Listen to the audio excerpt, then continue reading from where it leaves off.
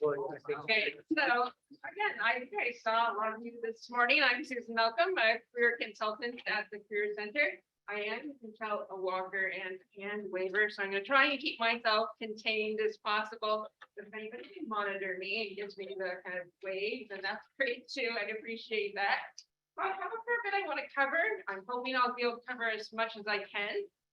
We have like a full hour and a half. I mentioned that this workshop is one that I'm offering next Friday. So if you, I'm sure, how's everybody's day going? Good. I'm glad you're having a good day. Thanks for joining me. I appreciate that. But if you are swimming in information and you like a repeat of this, you can just meet with me. I do have my email up there because I mentioned this morning that, in fact, we have 2 certificates. And this particular workshop actually counts towards one of the certificates. So bad planning on my part was that I'd like you to get credit. If you want credit for this, you are more than welcome to send me a quick email and say, hey, I was in your session today. Can you give me credit? And I can do that. So jot down my email. Feel free. Any questions, any follow-up, but certainly if you'd like that, you can take a picture. You can find me and I will do that. I'll make sure that's done. So sorry for the planning on my end, but I definitely want to make sure that you get credit, but you know that you can always come and attend that workshop online. The workshops will be online moving forward. So that's why I'm excited to see all of your faces today. It's fun for me to be able to be back in person. It's been a strange couple of years. More technology piece. So we've got new perspective, right? So we've got new perspective in relationship to our goals, to the market, to our careers. A lot of those factors are influencing our decision making. So we want to be making sure we're thinking about the future. I know, again, it's not even the first day, it's orientation. You're already thinking about the long haul. But I like that idea of planning because it does, again, allow us to feel like we're on top of things. We know where our resources are. That if you do put the career topic to the side, you also know it's okay because I know where the people are that I need if I need them. I know the resources if I need them. Or if you're in this moment and saying, I think I need those conversations now, you know how to find us immediately. So I like the idea of having that perspective. The market, I don't know if anybody else is watching the media talk of the economy, the labor market, all the different factors that are influencing satisfaction when it comes to careers. There's so many factors that are influencing people right now in their decision making. What's frustrating is I just think that that's settled yet, right? So there's still some changes. And I think what quite often will happen as you're studying, you may, I know people who love to plan, they love the plan, they love the goal, and they like to meet the goal. And sometimes when we're going through this process, we realize the goal no longer makes sense. And that can create some frustration. And it can sometimes be because of personal choice. Sometimes it can be because of the economy, the labor market. So we want to be making sure we're still observing or talking to people and on top of that information. I like the idea of people having goals. Goals help us feel motivation. It makes us feel grounded. But sometimes we want to be making sure we're having our eyes and ears open. I mentioned this morning around that idea of connecting. So connecting career to your end goals. Ultimately, you may discover information that you get so excited about, you start to think, there's something else I want to do. There's another purpose for me. So we want to be making sure we're being that mindfulness and making sure we're getting excited about the things that you're studying, the activities that you're engaged in to help you make those decisions. Ultimately, I think that's going to allow us to have that personal insight, and big thing is that you're going to be able to share that with an employer. Interesting story. I love stories. I love when I like people tell me stories just before I have to do a presentation. It always seems like good timing. So last week, met with just graduated, finished his master's in August. He sent me his resume. It looked awesome. So I said, what's going on here? He wanted to talk about the resume. Turned out he'd already had an interview. Of course he did. I'm thinking, this is a no-brainer. And I said, what happened with the interview? And he said, I didn't get the offer. So that's confusing. So I'm like, what happened? Did they give you feedback? And he said, they said that I was talking too conceptually. And he said, funny, because I've just been a student for 2 years. So of course I'm talking that way. That's part of the transition and the language that, again, I like you getting excited about research that you may have the opportunity to engage in. I love the idea of having really deep conversations with each other, with faculty, but then you're going to have to think about that and how that connects to practical, the practical of securing work, and how do I communicate that to an employer? So that's also where we come into play, because we're thinking about that all the time. So we can help to ground you in that information. We want to be making sure you're doing your investigation.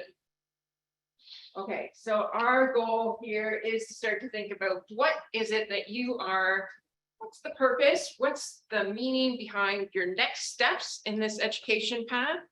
How do I start to be able to communicate that to employers? How do I start to gather information, have insights? And how do I start to find resources to help me with that?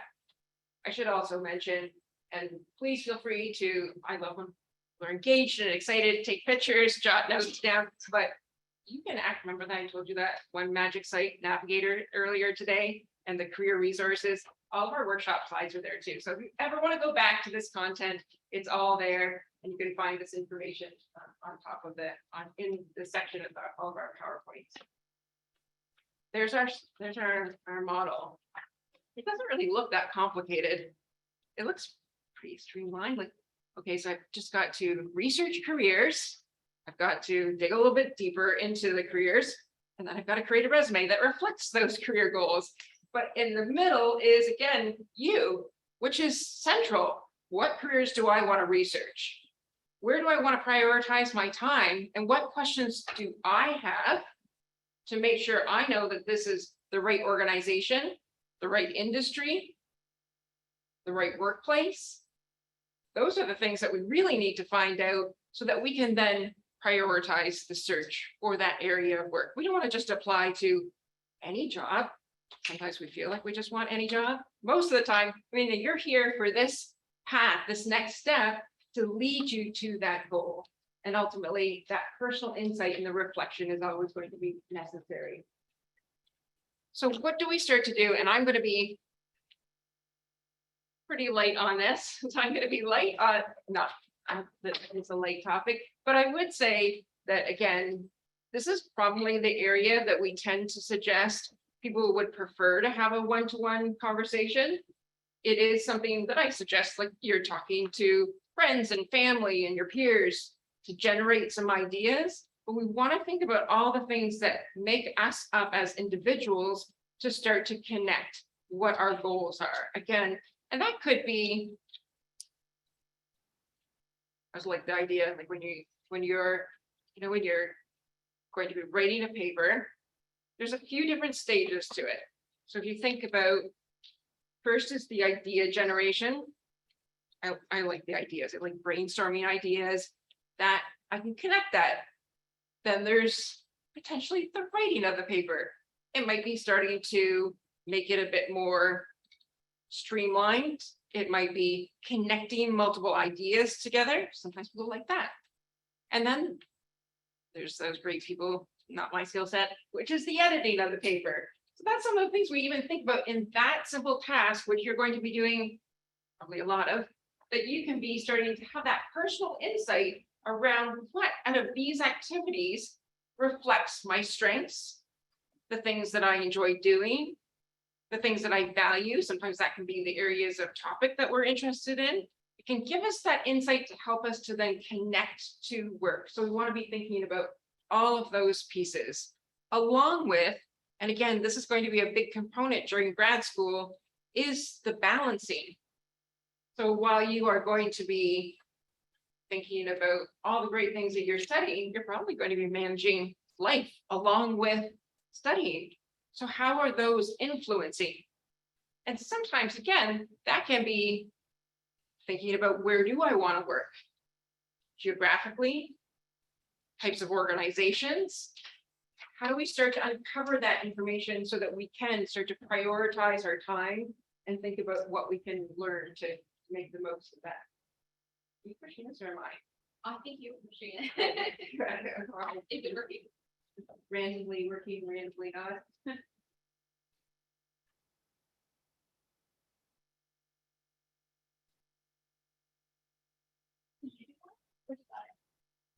I think that's what I'm gonna do.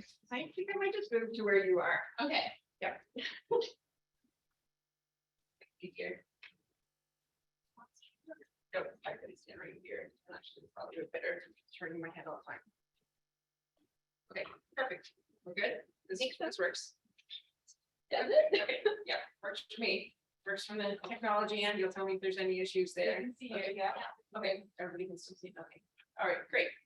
So knowing ourselves, a few things, although I have my favorite pieces, you probably have things that you feel comfortable with. One of them, and you see a few of them there. So the one that I would say I'm coming to more and more, in particular for people that are kind of at the next stage, is values. I love to talk about values. Sometimes, again, we forget to connect in with our values and thinking about what out of my values is meaningful in relationship to work. That also is likely something you're going to discover through your studies. I was talking to a student and introverted, so personality, she knew she was introverted. Then she wanted to go and work in a lab. Then she had an experience in a lab where she was all on her own. And she decided, no, I'm introverted. I really like to collaborate. I like to work with people. That's also something that's important to me. That's a strong value for me. So we start to think about all these things. And again, it gets sort of complicated as we start to think about our personality, our values, our interests, and our skills. How can we constantly be thinking about those over the next year as you reflect your past experiences, the future experiences, to get insight into how does that connect to work that I would be more satisfied in? So it can be complicated, since people were complicated. Again, that's where we would say, come and sit with a career consultant. We have different assessments. We have lots of resources so that you can take the time to think about all the factors that are going to be influencing. We looked at this slide earlier, and I think, again, sometimes it's just those logistics that we have to be mindful of as we start to consider work that's going to be feasible, realistic, and areas that we're going to feel satisfied in. And that can be as it relates to, again, what you're studying, but everything that makes you up to influence that decision-making process. There's a small number of questions for you. I like this just as a start. Actually, you'll see a little bit of repetition there. And you know what? So sometimes, when you get asked questions and you feel like I'm just sort of being asked the same thing in a different way, and you find it, maybe I'm just speaking for myself, but I find it a little frustrating. But there is something good about patterns. The more you ask questions and answer those questions and see similarities, those patterns are going to start to pop up. And that's going to help to say, okay, you know what? This keeps coming back up for me again and again. Maybe this is where I want to take my direction. So again, somebody may come in here saying, okay, I'm not sure, do I want to, I think I want to do research. I want to do research. And then sometimes people might find that they go through this process and they think, no, I'm actually thinking about, I would love to do research, but I'd like to have that research in a job environment where there's a practical component to it. How do I find that? So that's again how we start to strategize, coming in thinking about certain things that are important to us, but we'll be continuously learning to discover careers that we might think are a better fit as we discover things about ourselves. Assessments, we do interest inventories, personality assessments, values assessments, lots of different ways to reflect and think about things that are important to you. We don't say, here's some assessments, good luck. It's complete the assessments and then come back and have a conversation. We'll have a conversation and think about those things. And what we'll do, as having experience working with students start to connect what you're discovering about yourself with what you'll be doing academically and beyond. So we want to be thinking about all of this information to influence our decision-making process. It'll be, yeah, there's no magic moment. I know we always hope like we're gonna be in a room. Okay, so if it does happen, I am excited for you. You have that magic moment. You're like, this is what I want to do. But a lot of times it's just not as simple as that. It is conversation and it is reflection and it is re-examining things. So it's constantly going through this process. And sometimes it happens through the masters, through your academic stage. Sometimes it's, I need to get out there and start to examine things a little bit further. Researching careers. So we will get into this mindset of I'm going to do this academic program and that's going to lead me into a particular area of work. And people quite often find, this is, again, you'll see difference in different industry that one, I have certainly had many experiences where people feel frustration because they start to apply to jobs and they realize the jobs that they're applying to that they should have been able to apply to during their undergrad. So there can be some real frustration there. That's why I was like the idea of researching ahead of time so you can look practically, what jobs do I need a master's for or PhD for? What don't I need? And what jobs, even with a master's, you start at the same level, but how can I get some evidence that you can move forward quickly? That's the investigation process. That allows us potentially to find certain areas of work, certain organizations that you feel will help with your progression. Or, again, I like the idea of that self-awareness through this academic program that you are starting to get that confidence and personal insight that you will be able to, for lack of a better word, sell what you can offer so you can progress through your career at the speed that you are hoping to, even if you feel like the entry in is somewhat frustrating. But we need to make sure we're gathering that information to see and make decisions around what's practical and what's realistic for me so I can create that plan. And also, I can't always take away all the frustrations. So there's quite often some frustrations, but I think when we know realistically what's ahead, that allows us to go into this open-minded. So how can we start to research careers? How can we start to think about this information? I like the idea of making sure that we are expanding. How many people are feeling pretty confident they have an idea, like an end goal and kind of in mind? Excellent. Oh, good. Excellent. So, end goal in place, then you know what you need to do is you need to research and make sure that you are the vision and the reality are the same. I like the idea of that. Sometimes the vision and the reality are not the same. So we want to make sure we're gathering that information. I also think that this is a really, I know, well, okay, so I'm a career consultant, so I think this stuff is fun. I don't know if you think it's fun, but that you start to think, is this the time that I broaden my horizons and think about what other options are out there? What else is out there for me that I have never thought of? Do we want to be 5 years out, 10 years out? Oh, I wish I had researched a few more options. I like the idea of thinking about multiple types of job titles, and employers make that easy for us because they're having fun with us and creating all these interesting job titles. Some of them, you know, we just try and Google what job can you get with a sociology degree, what job can you get with a chemistry degree, and then you get some websites that are unhelpful. So we are trying to get pretty creative. I can get pretty creative in finding interesting job titles, organizations, using resources to make those decisions. What do you think if you were starting to, I don't know, do a quick Google search? What sort of information do you feel you would need to make sure that this is the type of work that will be of interest to you? What factors are important to people?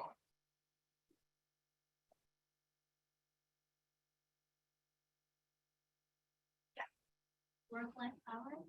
Yes, work-life balance, excellent one, and that one's coming up a lot right now, isn't it? So we see a lot of that, and that I think is that's such a good example. Because there's so much discussion about work-life balance right now, and we don't know, again, where the stability is on it. Because it's still evolving, so we want to be making sure we're monitoring, and it's also sort of tricky because it can be very particular organizations. So how do we discover organizations? It can be sometimes work. We could be going into, I mean, I have plenty of students that come and say, I always wanted to go into finance, and then I found out that these were the long hours, and so I'm starting to evolve my search and find areas of work where there's a bit more balance. How do I discover those industries? Great one. Any others? Yeah. Great. Sure.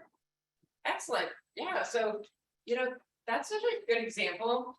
And mentorship, and I'll take it one step further, is like a manager that can act as a mentor.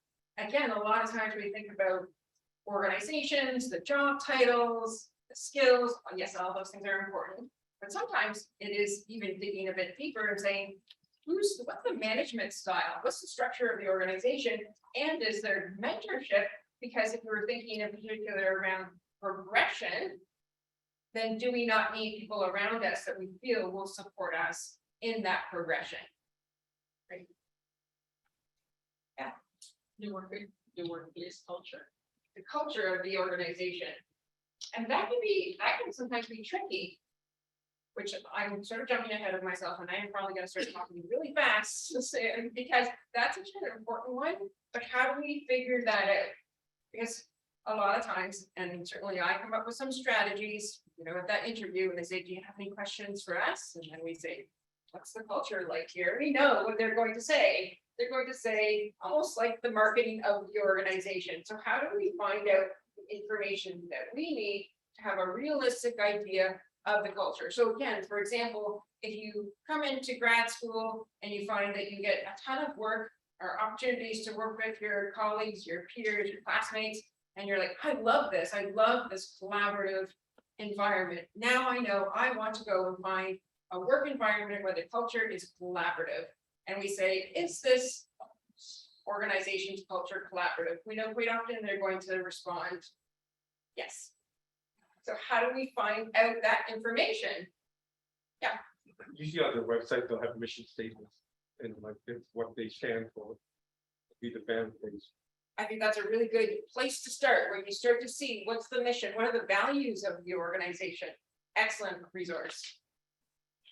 I have a very quick suggestion. Adam Grant said to know more about the culture, ask the question, what would only happen on your team? And if they kind of look like deer in headlights, they can't think of something particularly that, they do often to their team, or people will dive right in and speak enthusiastically about their team. So you can even tell just by the energy if it is collaborative. Excellent. And I think that's, again, a really good point around the types of questions that we're asking. And this is, you're going to be developing that critical thinking. So you are going to be developing using that critical thinking. So you can start to think critically around what information do I need to gather? And can it be in interviews? Or can we start to do that ahead of time to start to go through that investigation? So we get lots of information that we want to gather. What are the areas of work that's involved? What are the qualifications that they look for? So all of those can be factors.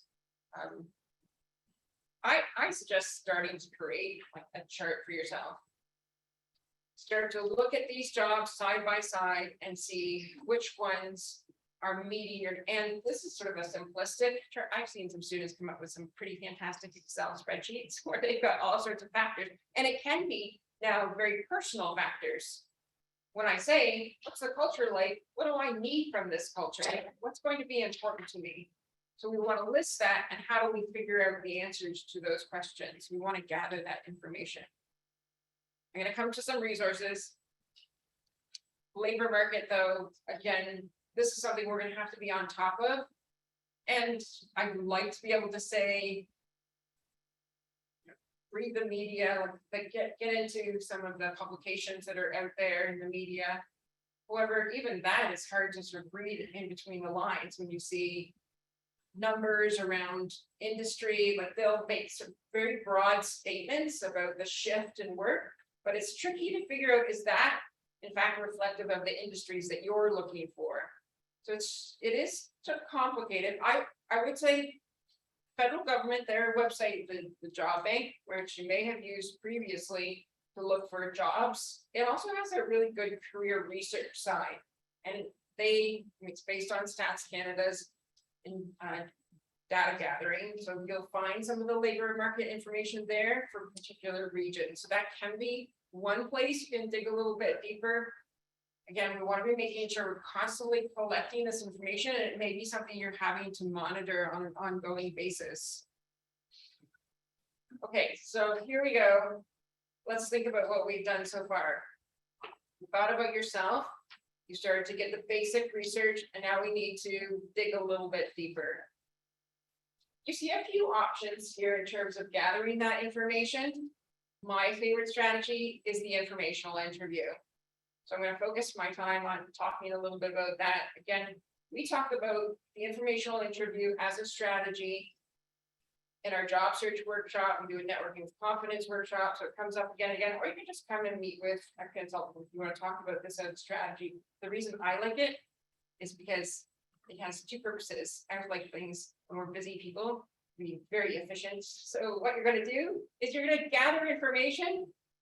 And while you're gathering information, you just happen to be building relationships, which means you're networking. So you're creating a network around you for when all of a sudden you blink and you're like, oh my gosh, I can't believe I'm almost done all my studies and I have to get a job now. So, but you're like, oh, wait a second, I've been doing all of this all along. So that's okay. And the informational interview is approaching somebody and saying, you know, I'm just starting my master's, I'm just starting grad school, so excited about it, doing a little bit of investigation as I start to create a plan for myself, talking to people who are doing really interesting things in the world of work. I see what you're doing. I'd love to talk to you about what you do. This is where we can I find the nuggets of truth. Okay, I like the mission, I like the values, I like the questions at the end of the interview. But for me, and having done all of these things, the informational interview is where I feel like I get close to the truth, where people share information through their stories.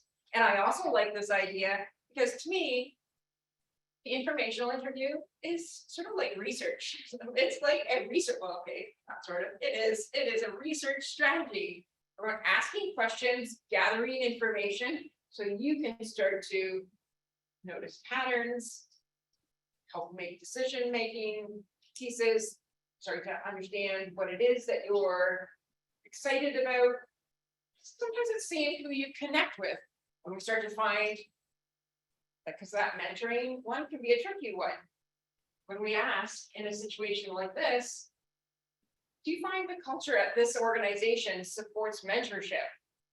There we go. We've got, not the pressure of a job interview. We're doing this research allows us to gather that information, so it can be really helpful. How do we find people? Well, I would start with faculty, your classmates, friends, family. Warm up to it, gather that information, get comfortable with it, and then we likely will go off and say, okay, so there's still industries and organizations that I'm excited about, and I don't have anybody I know. So we start to think about how we can reach out to people. Typically, we're using social media because it's made our life so easy to find people. So and again, come to us for the LinkedIn profile. If you're not confident in your LinkedIn profile, or you're not even sure where to start using LinkedIn, because it's an amazing tool for us to be able to network and connect. So we use that.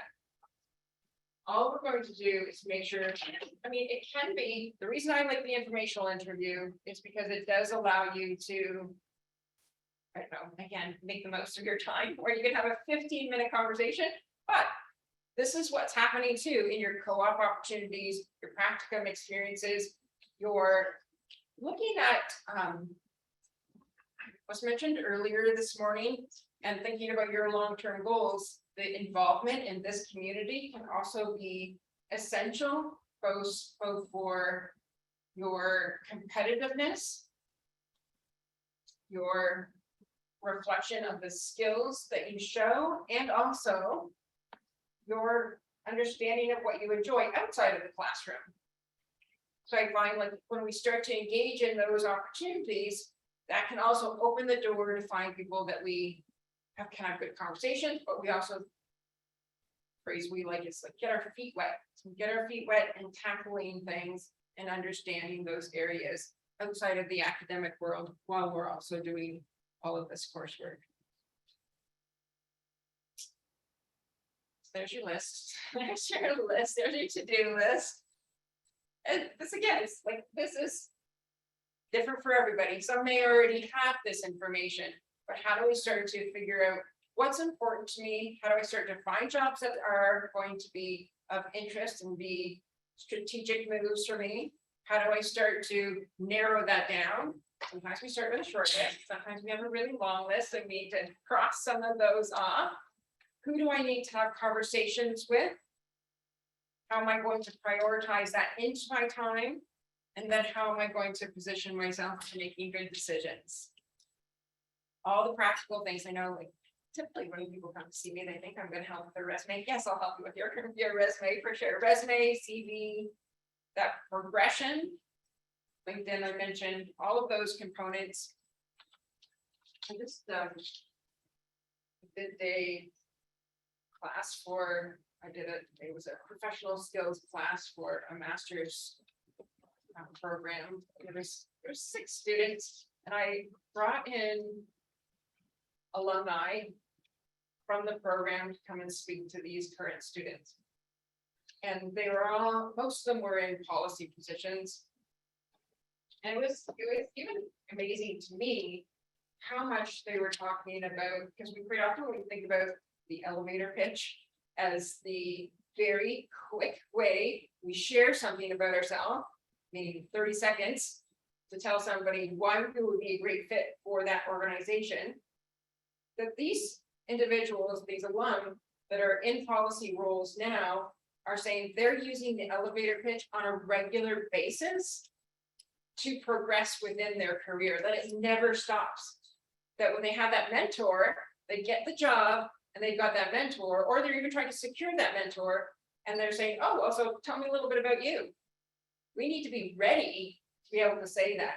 And that's all of the things that we were doing, that big long list that we just looked at, trying to condense that in 30 seconds. It can take some practice, but that's what we're here for, is making sure that you're feeling confident in how you start to identify what is it that I want to be able to say about myself to make sure that I can communicate what I'm excited about work, what I understand about work, and what I understand about myself. So all essential, all components of the progression. In the end, again, I'll say it one more time, I love the informational interview. The informational interview will allow you to both reflect and engage in good conversation. So that allows us to do that. And it also gives us a great opportunity to practice that elevator pitch. I love the informational interview because you get to ask the questions. But then if you've asked really good questions, you know what happens at the end? They say, so what about you? And this is the end of the conversation. So we need to be able to say very quickly what we know about ourselves and what we know that is going to leave a very positive memory for them, so they're going to come back to us. So we built that network around ourselves for the long-term goal. And that's why, again, while you are studying, you're going to be, this may be the last thing on your mind when you get some of those first papers going. You're going to be in that moment. But when it's done and you have a little bit of a break, you might think, what should I do now? I should just have some downtime, or I can now see them. Make an appointment. I'll be here whenever you're ready. And I hope that this gets you thinking about some of the things. Again, create a timeline that works for you. Everybody is a little bit different. Some of you may be thinking, okay, this is something I need to get on top of now, so I just don't have to worry about it. Others may be saying, I'm gonna kind of shift this out of the way, but I know where the resources are. Maybe you go on to Navigator and just sort of get an idea of where those resources are so that you can come to us when you need us. But most importantly, we want you to know that we've got workshops, appointments, resources available for whatever your questions are. That's what we're here to do to help to support, whether it's through our certificates and all the other pieces. Okay, I think I left a couple minutes if there's any questions. Any questions? Yeah. Can I just ask real quick Yeah. for the people online, if you just repeat the question into the microphone, so they can hear it before you get. Thank you. Have you dealt with people who want careers which they are interdisciplinary, and how hard is that to find again? So the question was, have you worked with people who want careers that are interdisciplinary, and how difficult is that within Canada? So if you study math, engineering, or science, you want to go into a different field. And how hard is that? Because certain employers might be like, you want this amount of experience to get this job. But I've heard from people who are in Europe that they appreciate working with things like that compared to Canada. And I've heard the US is better than Canada than that, but I want someone to confirm that. So we have an entire topic called the transferable skills workshop. We have a handout for it. That's exactly what that is. And again, so if I have somebody who is a software engineer and they now want to go into, I don't know, maybe they want to go into a business analyst role, and the employer just sees tech on the resume. Yes, we work with them. We work with them. Sometimes they're here, they're doing their MBA, and we need to be making sure that we're focusing on their leadership skills, the teamwork skills. We're getting some of those soft skills that are in combination with the technical skills. So definitely, and that is something I find, especially for people that are coming from a technical background, that's your language. So that's the language that you're comfortable with. And it is helpful to be able to talk to somebody to say, I like the language, but let's see if we can work together to get some of the other language to help you to progress into a different industry, into a different area of work. I've had people that have, like, for example, been in finance and want to go into marketing, but they can't do it with it. So they use the academic path. The academic path, saying I have a master's is one thing on the resume, but you still need to be able to speak to the knowledge in the interview. So long answer of saying yes. I hope that got combined. Yeah. Good. I really appreciated your advice about the informational interview. I'm wondering how you would, if you had any recommendations for how to seek out people with which to conduct those interviews. Yeah, so this question was about informational interviews and how to find people. My favorite way is LinkedIn. So LinkedIn is an amazing resource, and because everybody's just there, they're waiting for us to contact them. So I would probably suggest coming in and talking with us, or we have a LinkedIn workshop. So either attending that, but at minimum, very quickly in LinkedIn, and if you have a LinkedIn account, you can search the university. So you search Wilfrid Laurier University, and that will pull up our profile. You can click on alumni, and then I tend to, and you can do that for, for you did your undergrad. I always tend to suggest starting with